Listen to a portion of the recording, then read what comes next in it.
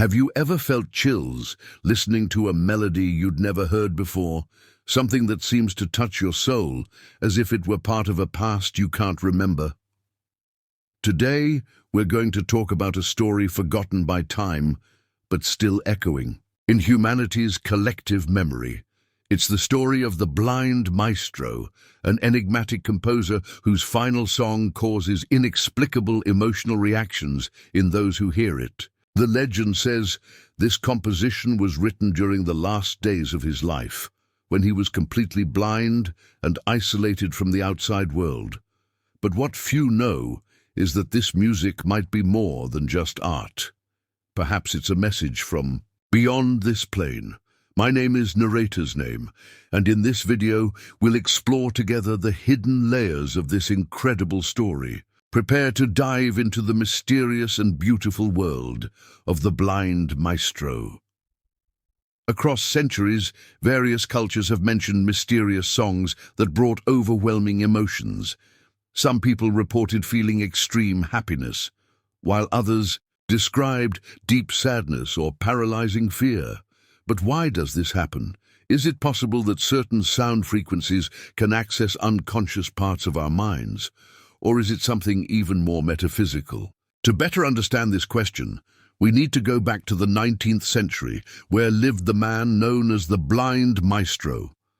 His real name was Ignacio Varela, a musical prodigy who began losing his vision at age 20 due to a rare disease. Ignacio didn't let his visual disability interrupt his career. On the contrary, as he lost the ability to see, his compositions became increasingly complex and profound. Rumors said he could see sounds, a natural synesthesia that allowed him to transform colors, smells, and even feelings into musical notes. This unique skill made him a worldwide phenomenon. However, in his later years, Ignacio isolated himself completely from the public. He abandoned the stage and refused interviews. Some speculated he was dealing with psychological issues. Others believed he sought to create something monumental before dying. It was during this period of seclusion that the last song was born. No one knows exactly when it was composed, but there are records of witnesses claiming fragments of it were played at private events. Descriptions of these performances are consistent. Everyone present reported an intense, almost supernatural sensation. People cried without reason, others fell into trances, and some simply ran out of the venue, unable to continue listening. After Ignacio's death, the score disappeared. Many believed it had been destroyed, but persistent rumors suggested secret copies circulated among rare art collectors. To this day, no one has been able to prove whether these versions really exist or if they're figments of human imagination. What we do know is that stories like this continue to fascinate generations.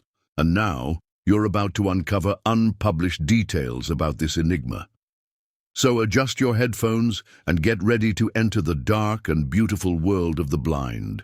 Maestro, before we proceed, let's delve deeper into the personality of Ignacio Varela. Who was this man whose music could so profoundly affect human emotions? Born in 1837 in a small Spanish village, Ignacio showed musical talent from a very young age. At 5, he was already improvising melodies on his family's old piano. By 10, he had mastered string and wind instruments.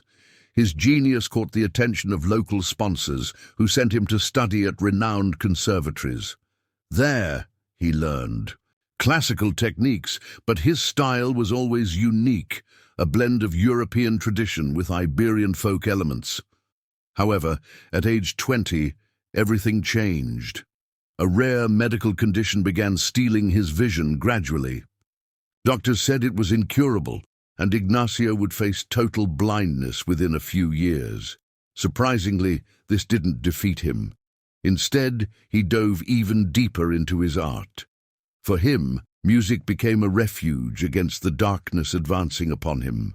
In letters exchanged with close friends, he wrote about how he began perceiving the world differently. Everyday sounds, the wind blowing through trees, The rustling of leaves took on new and vivid meanings. This new way of seeing directly influenced his compositions. His works became less structured and more fluid, as if trying to capture the essence of movement and change. But what truly intrigued critics of the time was Ignacio's ability to convey such raw and pure emotions. It was as if he were connected to something greater than any rational explanation could offer. Some modern theorists suggest Ignacio developed a kind of hyper-auditory perception, amplified by his progressive loss of sight.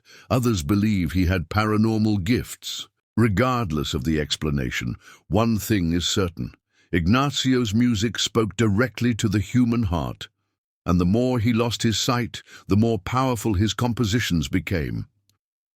In the final years of his life, Ignacio withdrew from the public and focused exclusively on his final work, the one that would become known as the last song. Few know that he claimed to receive divine inspiration. He wrote letters detailing strange experiences, swearing he heard voices singing incomprehensible melodies in unknown languages. These descriptions raised disturbing questions. Was Ignacio merely hallucinating, or did he truly access some kind of spiritual dimension? Unfortunately, we'll never know for sure. After finishing his final composition, Ignacio retreated to a remote cabin in the Pyrenees, where he lived alone, surrounded only by his instruments and notebooks. There he died at 54, leaving behind an ambiguous legacy. His music lives on, but it remains shrouded in mystery. And the last song? Well, that's another story. But what really happened to the last song after Ignacio's death? This question continues to intrigue researchers and enthusiasts to this day. According to historical records, the Blind Maestro's personal belongings were confiscated by his family immediately after his death. Among them were manuscripts, incomplete scores, and musical instruments. However, when the documents reached experts for cataloguing, something strange happened. The supposed score of the last song had vanished. There were rumors that close relatives of Ignacio feared the emotional consequences the music might cause if played again. Some say they destroyed it, while others suggest it was hidden somewhere secret. The official absence of the score led many to question whether the song really existed or if it was just a myth created by the composer's admirers.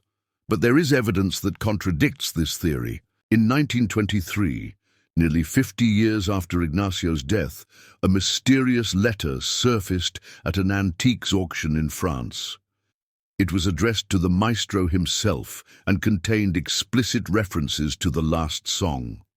The sender, whose name was never revealed, wrote about having heard the melody during a private performance and described its devastating effects. "My soul seemed to leave my body." This letter reignited interest in Ignacio's work and fueled speculation that the score was still out there, waiting to be rediscovered.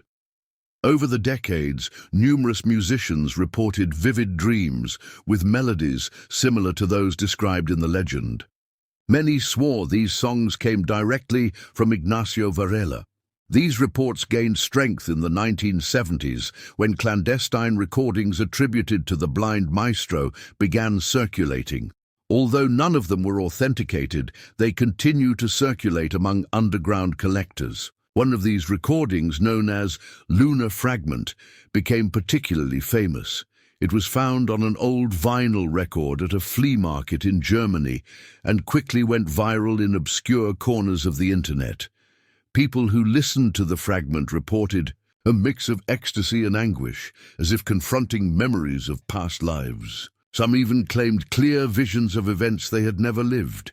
Despite this, no expert has been able to prove that the lunar fragment is truly part of the last song. And yet, it remains one of the most sought-after artifacts in the world of untold stories. But should we really continue searching for the last song? Some argue that the quest shouldn't continue. For these individuals, the music represents something dangerous, perhaps even cursed. They argue that the intense emotional reaction provoked by the melody could open unwanted mental doors, exposing listeners to deep traumas or even parallel realities. But is it possible that a simple piece of music holds so much power, or are we dealing with something far greater than any scientific explanation can encompass?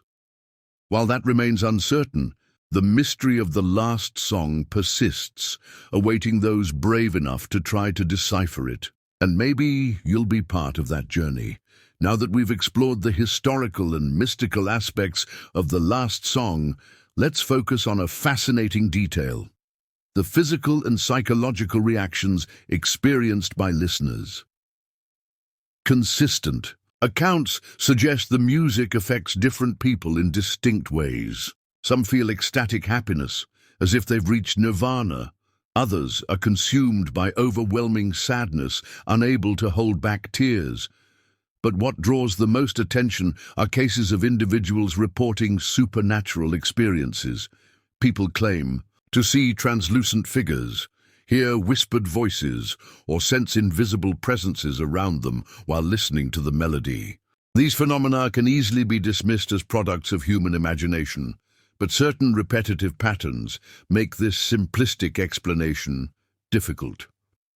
A study conducted in the 1980s analyzed groups of volunteers exposed to excerpts supposedly inspired by the last song.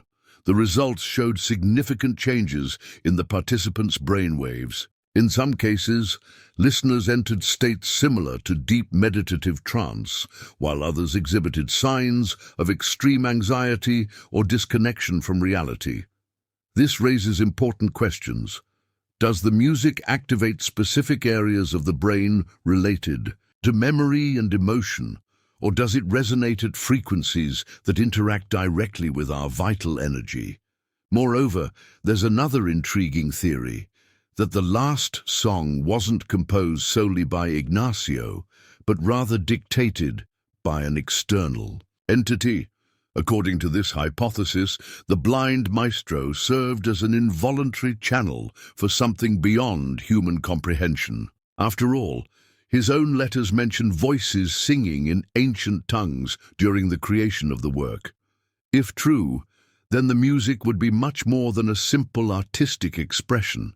It would be a key to accessing hidden dimensions, a portal to the unknown. But of course, not everyone agrees with this interpretation. Critics argue that the intense emotional reaction can be explained simply by Ignacio's technical genius. He knew how to manipulate harmonies, rhythms, and dynamics masterfully, creating a unique sensory experience. For these experts, the last song is nothing more than elevated human genius pushed to the extreme. However, regardless of the music's origin, the fact is that it left deep marks on everyone who crossed its path. Some of these marks are visible, others invisible.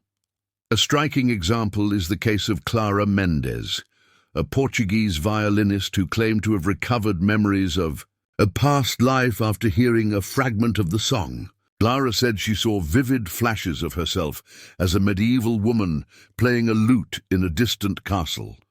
Though initially doubting her sanity, she spent years investigating historical connections to confirm her vision. Although she never found concrete proof, Clara dedicated the rest of her career to studying the relationship between music and ancestral memory. Her story is just one among thousands. So tell me, does the last song truly carry secrets from other times, or is all of this simply coincidences amplified by the human mind? To better understand the impact of the last song, we need to explore a crucial aspect: the connection between music and emotion. Since the dawns